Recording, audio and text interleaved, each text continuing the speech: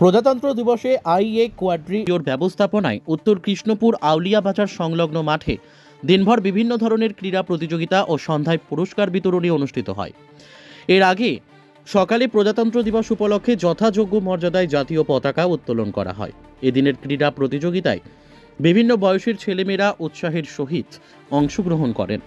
আয়োজক কমিটির কর্মকর্তারা জানিয়েছেন, খেলাধুলা পড়াশোনার পাশাপাশি একটি ভিন্ন ধরনের সহশিক্ষা কার্যক্রম, যা আমাদের দৈনন্দিন জীবনে একঘেয়েমি দূর করার জন্য প্রয়োজন, গুরুত্বপূর্ণ ভূমিকা পালন করে। তাই আমরা এই ক্রীড়া প্রতিযোগিতার আয়োজন করেছি।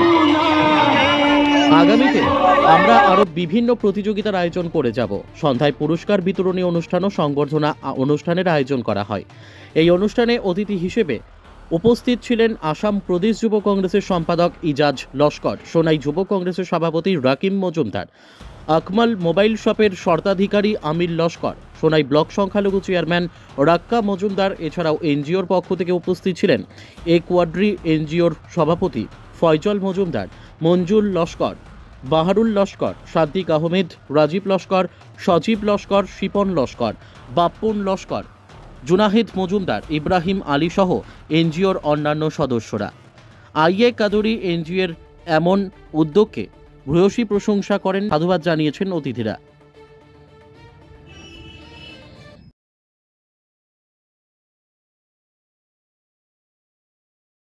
পুরস্কার তুলে দিবেন ইজাজ ভাই।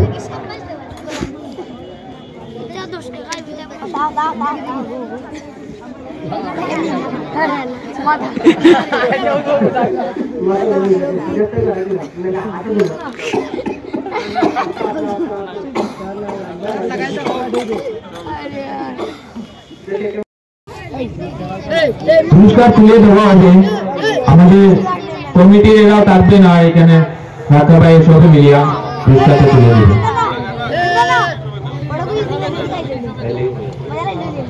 আমাদের কমিটি